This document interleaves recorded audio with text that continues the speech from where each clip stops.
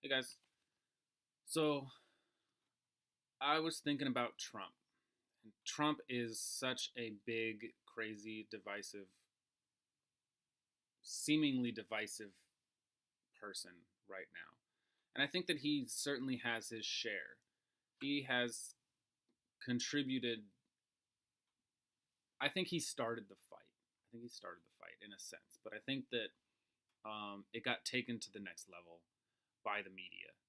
Um, it's like everything that happens, everything that he does, the media, and it's not like it's just one channel. It's like a ton of channels and all these articles, and they're all a ton of left wing articles, and they just are aimed at bashing the crap out of Trump.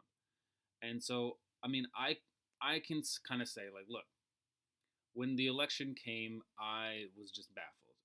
And he won. It blew me away. I was stunned. Um, I could not believe it. I couldn't understand it.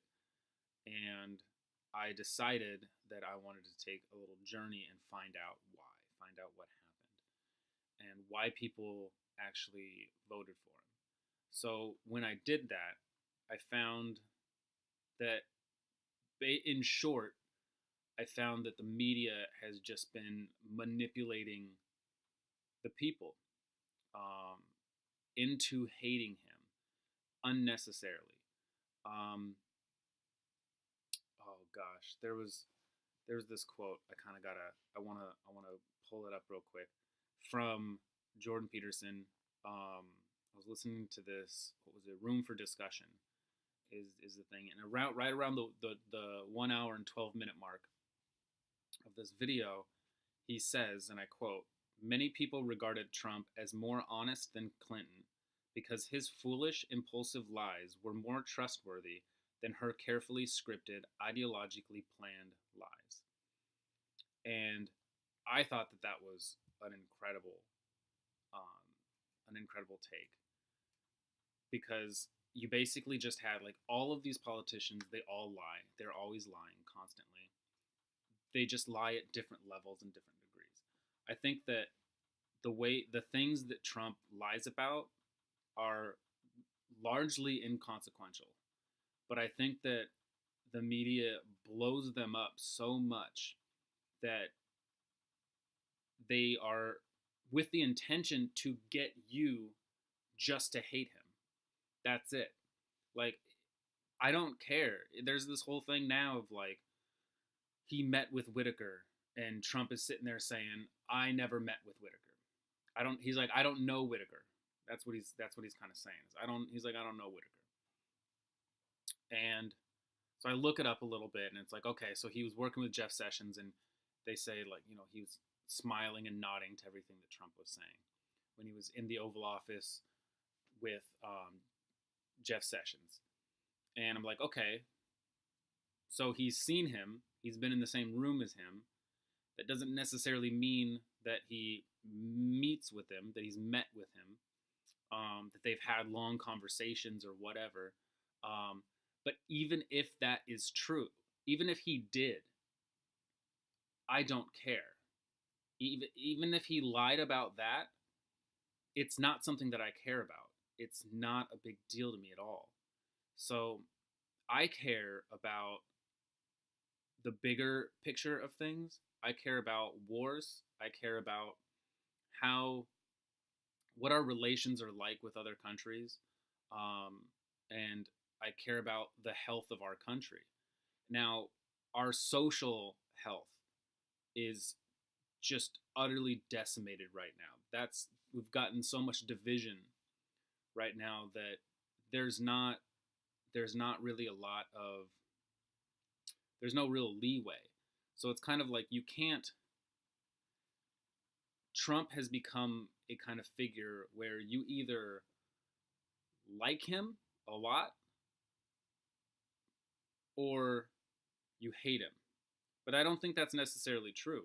It's just that the people who hate him don't allow other people to like him or be neutral. You either have to like him or hate him. and I don't care. I'm relatively neutral. I mean, I have a little bit of a rebellious nature, so when I have a whole group saying you cannot, you have to hate this person. There is no middle ground. You have to hate him. I kind of rebel against that, and I'm like, you know what? No, I don't. I don't have to hate anybody. I don't want to hate anyone, right? So I can just go up to a point and just be like, you know what? Trump is he's he's got some issues. He's got some stuff that I don't like. But a lot of the reasons that people hate him, I don't hate him for those reasons. I don't, because they're inconsequential. Look, Trump came and he was like, he got into office and he was like, hey, guess what? All you guys with trade, we're getting screwed on trade. You know what? We're not going to get screwed on trade anymore. You're done. Renegotiate. Boom. Suddenly, our trade, now we're getting more stuff. We've got all these other countries buying stuff from us. Like, they're agreeing to buy spending a ton of money importing our goods, right? We cut off a bunch of other stuff.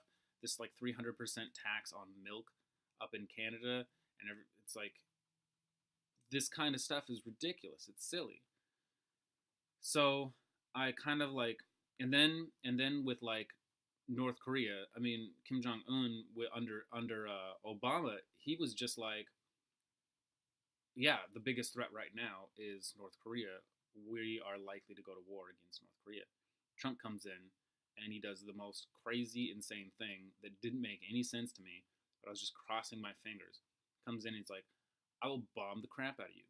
That's what I'm going to do. If you keep up this childish talk, I'm going to bomb the crap out of you. You will get decimated. And I was like, whoa, whoa, whoa. Okay, are we asking for war here? And lo and behold, boom, he backs off. And things are just significantly better. So how many wars have been started up to this point? And we're like early November of 2018, about 2 years in. No new wars. None. We bombed Syria, and I was like, why did we do that? We should not have done that. I disagreed with that. It seemed like something that we shouldn't have gotten ourselves into, but it's not my call. But on top of that, I look at it and we bombed their airplane fields or whatever.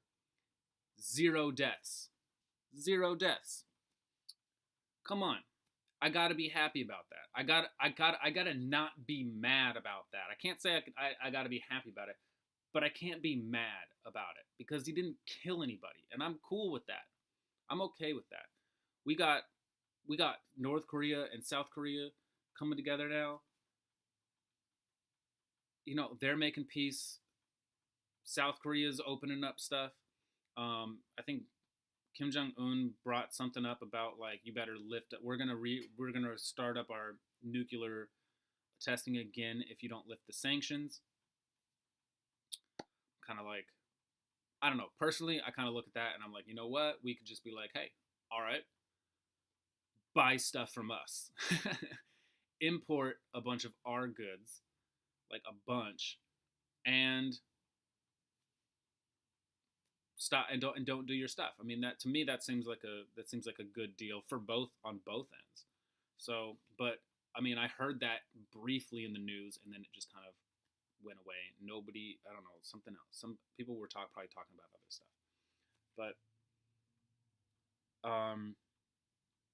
we've got an issue with the borders. And so here's my thing about the borders, right? Is like the wall and all that stuff. I don't look at the situation with Trump and all this stuff and his rhetoric. I think his rhetoric is it's harsh, but the way I look at it is that it's not for us. His rhetoric is, it's not for us. It's for the rest of the world, right? So when he says like put up a wall, okay, the wall, we can say it's not going to really stop anybody. It's not going to really truly stop people from entering the country. It probably helps, right? I'm sure that it helps, but it's not that all that money that gets dumped into it. It's the overall payoff is not going to be that high. However, what it is it's a symbol, it's a sign, and it's Trump saying this is our country, and he's not just saying this is our country, he's showing this is our country by putting up a wall and saying, no, you may not enter illegally. If you want to come in, come through the proper points of entry, which he constantly says, but nobody ever wants to. The left wing media never wants to bring that stuff up. When he says, "I'm going to bomb the crap out of you," that's Trump saying, "I'm not playing around. I'm not playing around. I'm not going to pussyfoot around and be like, you know what? Oh, we got to play nice. We got to play nice." And then go and secretly bomb these other smaller little countries and stuff like that. I don't know.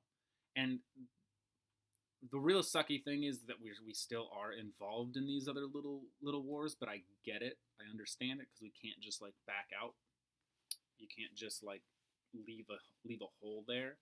I think that there are things that we can do, but then politics and stuff comes into it. But I look at this kind of stuff and it's not it doesn't a lot of this stuff doesn't bother me. There's other stuff that I think is really strange that I don't like that he does. When he does he's doing this thing about the sex. He's making it so that the sex of people is determined at birth, and that can't be changed. That feels like a regressive. It feels like it's something that that should not really be pursued, especially by him. I think that is one of those kind of policies that increases the division. It increases the reasons for the left to increase their division of the right. And I think that kind of stuff kind of needs to stop. The birthright citizenship, I don't know. I kind of don't really care. Because I think that there is a loophole of just like you step foot in, you have a baby, boom, now that baby, and then you just pick up and go. You got your birth certificate, then the kid can go back much later. That has not been grown up in the culture, because that's what we need. So it's kind of like if you're born here and you grow up here, and then you become part of the culture, then I think that that's fine. I think that that's probably going to be the pathway to get your citizenship from your birthright. Like it's like an earned thing. I think he might be going at it from like you have to earn your citizenship, as being part of the culture, and you can't just like go and then come back. And I'm fine with that. Because America is a multicultural thing, but what makes America is that we have all these different cultures that come together as under one big umbrella, right? You don't just take another culture, they come here, and then they just have that one culture, and it doesn't coincide, it doesn't function, it doesn't work with American culture. Like if you can have your Mexican culture, you can have your Canadian culture, you can have your Indian culture, you can have all these things. They have to be the kinds of cultures that work together, that respect the American culture, and that respect aspect of it is something that's kind of almost like the key. That's what we need. And so when you have people who are coming in illegally and trying to shoehorn their way in, they're immediately disrespecting American culture, and depending on how you look at it, that can disqualify you. I can understand something like that disqualifying you. I mean, if you look at like some things that for presidential candidates or um, honors or justices or all kinds of positions, city council, whatever. There are things that disqualify you from being able to get into a club, right? If you would just imagine America as a club, there are things that you can do that would disqualify you from being a member of that club. And I think that straight up breaking the law and blatantly breaking the law can disqualify you. Um, and that's a law from the outset.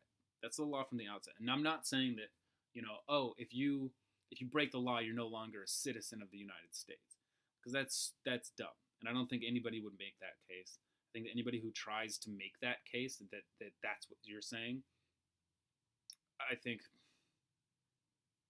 you're kind of dumb. I got you got to be a little dumb to kind of jump to those kinds of conclusions, because that's stupid. Um, but I think that when it comes to Trump, and I just I don't really hate the guy. I can't really hate him. I gave him a chance. I said that I would give him a fair shot. So you know what? He's our president now. Um, I went through all the weird things of like how could he get it? Isn't that this what the electoral college is for? Is to say, okay, we can't have an insane person occupying the presidency. I was like, what use is what use are they if they're not going to stop the one person that makes complete sense to prevent from getting into the presidency? But you know what? Things aren't bad. Things aren't bad. Optically, they can be bad. But I think that that's largely the fault of the media by just blowing everything up. I mean, I look at this Russia investigation stuff. It's just so dumb. It's so dumb. Like, I look at Hillary Clinton and I could see, I mean, at the same time, it's a weird thing because I couldn't believe that Trump would win, right? But nobody wanted Hillary Clinton. We were forced into voting for Hillary Clinton, which is what I did. I voted for Hillary Clinton, and because I thought that Trump was that bad, and so it was just like it was more that I couldn't believe that he won, and then it kind of became, well, okay, I get it. She just lost. She lost the presidency. It's not that he necessarily won it. She lost it. I mean, you look at all of the controversies. A lot of people, they want to say, "Oh yeah, what's the guy's name?" When Comey, he opened up the investigation, like 10 days before the election, and it's like, "Oh, that was the reason. That was the reason." It's like, no, that was not the reason. I still voted for her. It didn't change, and I was a massive Bernie supporter. I wanted Bernie from the get go. It was Bernie, and I went back and I watched those debates. I watched the like with the new perspective. I watched the debates with between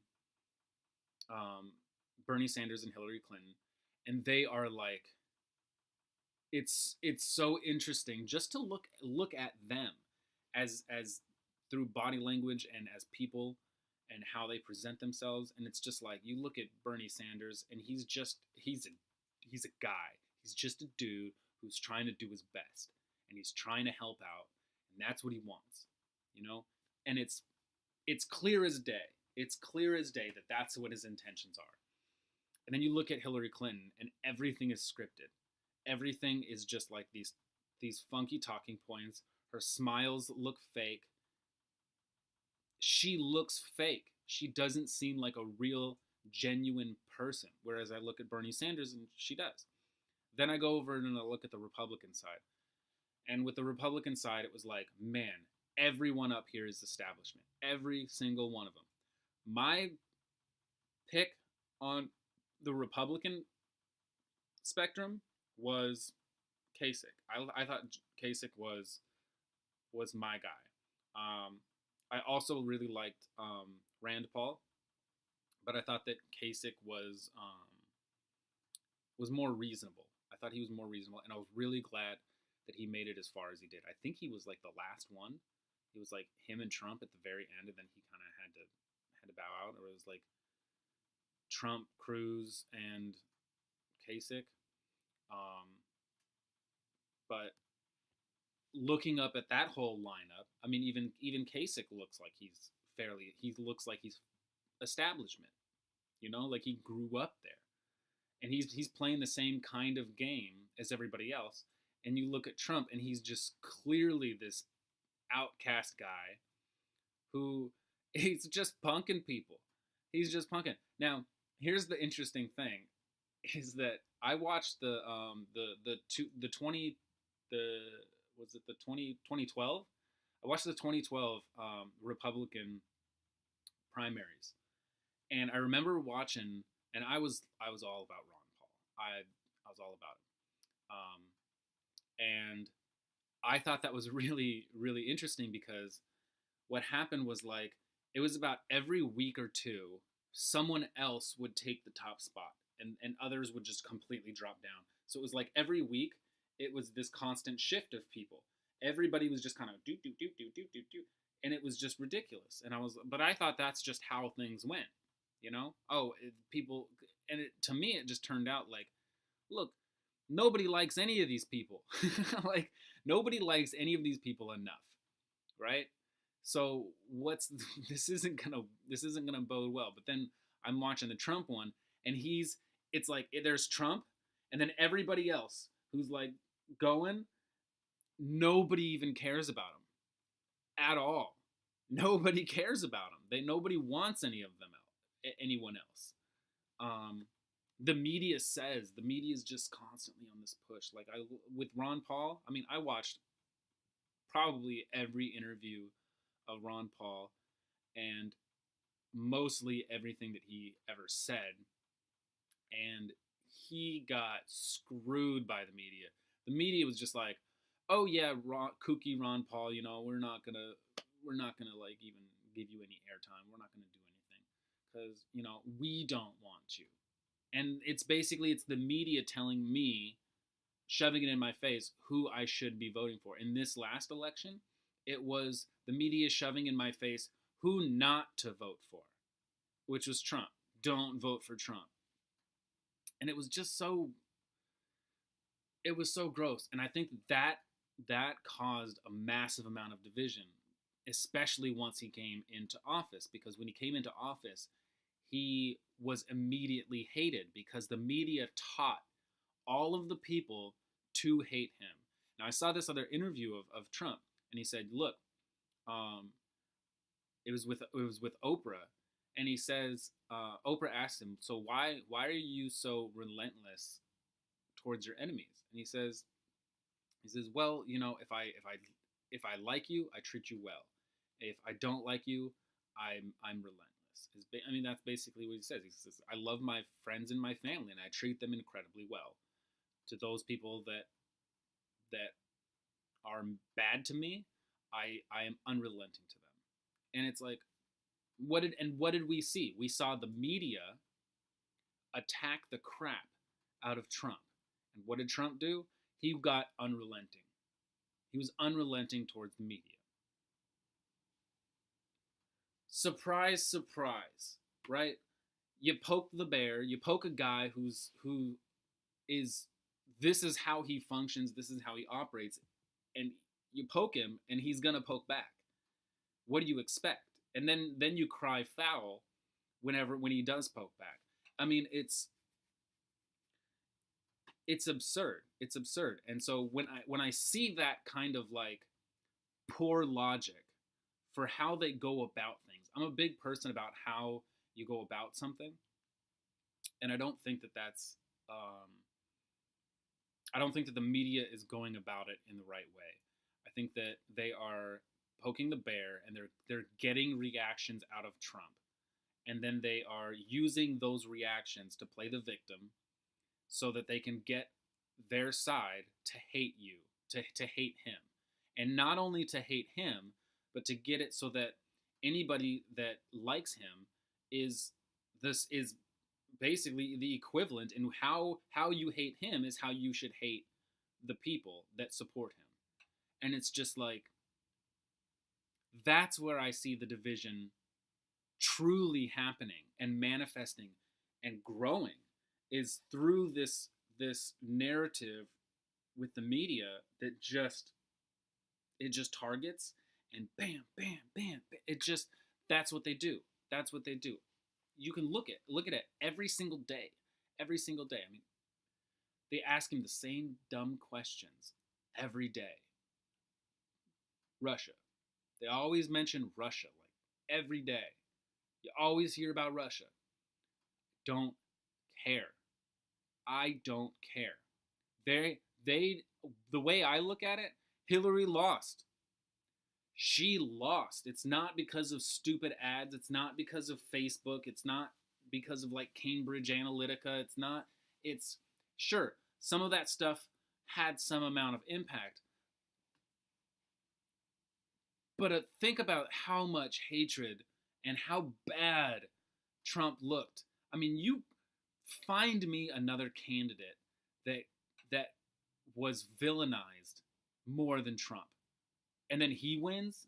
What are you saying? Are you saying that there's like election ballot tampering? Is that what you're saying? Are you saying that Russia, they came and they changed the votes and to be in his favor in these counties, in these districts? Like, what are you really saying with this? Is it just that they had influence, that he met with them and there was influence, and they planned this whole thing out to kind of trick people or something like that?